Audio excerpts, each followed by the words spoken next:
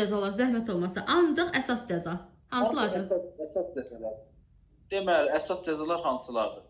Azadlıqdan müvəqqəti məhrum etmə, ömürlük azadlıqdan məhrum etmə,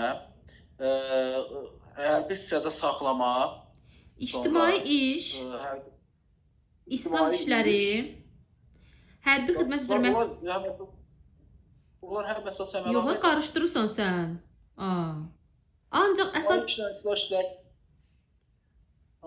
Dolardır. Bircə saniyə. İctimai iş, islah işləri, hərbi xidmət üzrə məhdudlaşdırma, intizam xarakterli hərbi hissədə saxlama, azadlığın məhdudlaşdırılması və müəyyən müddətə azadlıqdan məhrum etmə və ömürlük azadlıqdan məhrum etmə cəza növləri yalnız əsas cəzadır. Deməli, əsas cəza nə oldu?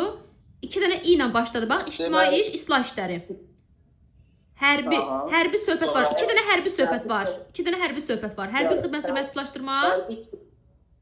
Hərbi hissədə saxlama, azadlığın məhdudlaşdırılması, müvəqqəti ilə ömürlük məhrum etmə. Asol. Bunlar bir yerdə saxlaya bilərsən. Deməli, əsas cəza kimi olan 2 dənə i oldu, hərbi xidmət söhbət oldu.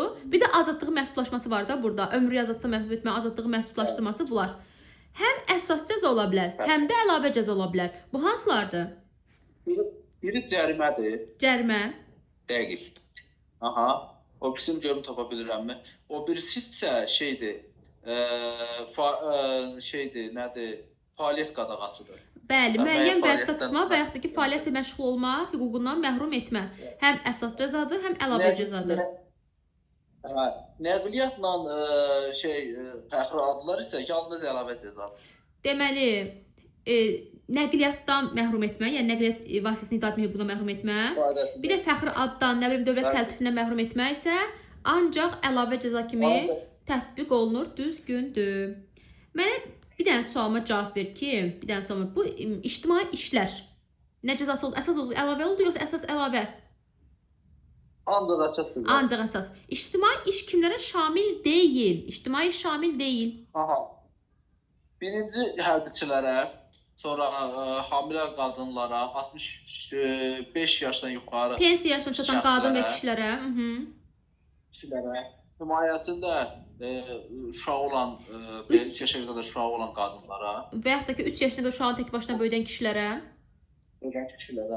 Bir də orqanizm funksiyalarını 61-100% itirən 50 müəyyən olmuş şəxslərə.